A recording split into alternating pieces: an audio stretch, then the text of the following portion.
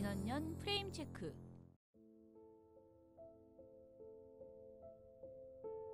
지난 2018년 한국을 떠들썩하게 했던 제주 예멘 난민 사태를 기억하시나요? 그해 우리 사회는 제주 예멘 난민에 대한 많은 허위 조작 정보에 노출되었고, 사실에 근거하지 않은 내용을 토대로 수많은 혐오와 편견이 난무했습니다. 결국 예멘인 난민 신청자 484명 중 난민으로 인정받은 사람은 고작 2명 뿐이었습니다. 한국은 1992년 난민의 지위에 관한 협약에 가입했고 2012년 난민법을 제정하여 2013년부터 시행되고 있습니다. 하지만 난민 인정률은 3.7%로 세계 평균인 38%에 한참 못 미칩니다. 또한 국민들의 난민에 대한 몰 이해와 편견이 심한데요. 특히 유튜브와 같은 온라인 공간에 난민에 대한 혐오가 널리 퍼져 있습니다. 유튜브에서 유포되는 난민에 대한 근거 없는 편견 첫 번째는 난민을 받아들이면 범죄가 늘어난다는 것입니다.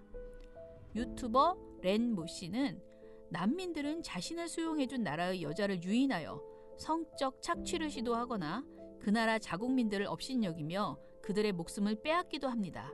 라고 말했습니다.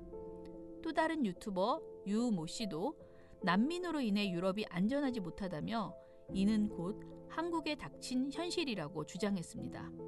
과연 이들의 주장이 사실일까요? 머니투데이의 기사에 따르면 통계를 통해 드러난 범죄율은 오히려 내국인이 2배 이상 높다.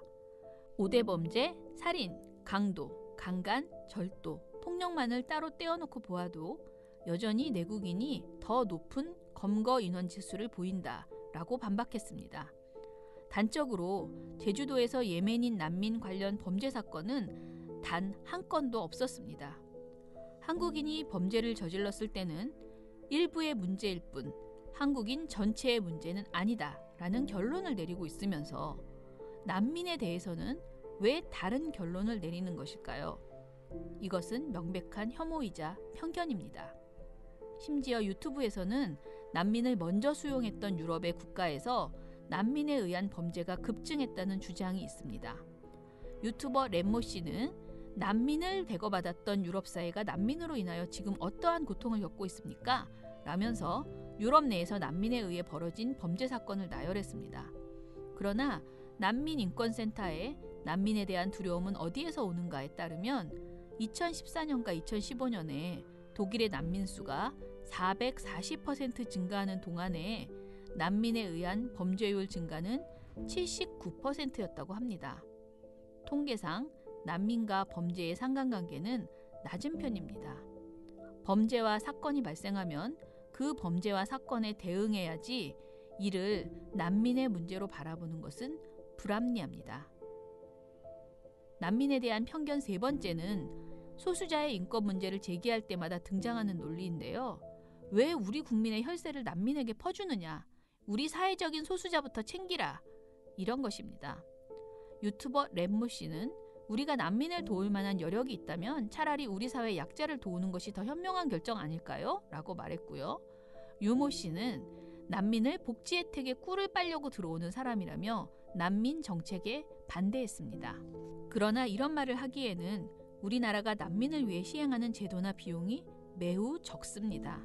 우리나라의 난민 인정 심사는 보통 1년 이상 소요되므로 정부는 난민 인정 신청자에게 생계비를 지원하고 있기는 합니다.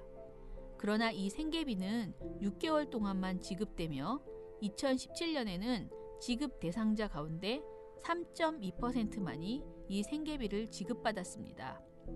지출된 지원액은 8억 1,700만 원으로 한국의 1년치 정부 예산 500조 원의 0.0002%에도 미치지 않았습니다.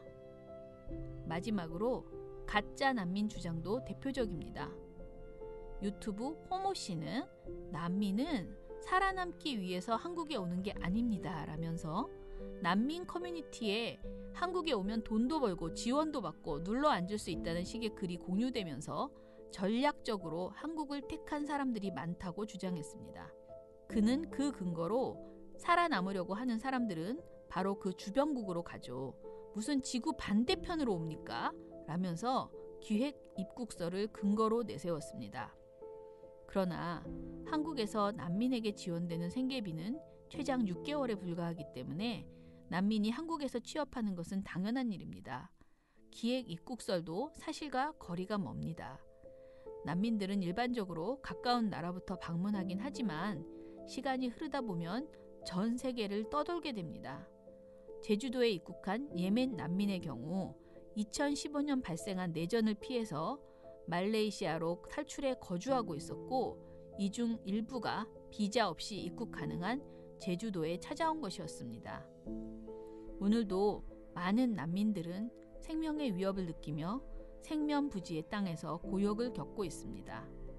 대한민국은 엄연히 난민 협약에 가입했고 난민법이 존재하기 때문에 국제사회와 약속한 인권과 관련된 책무들을 수행하는 것은 선심이나 쓸데없는 데 돈을 쓰는 것이 아니라 마땅히 우리가 해야 할 일입니다.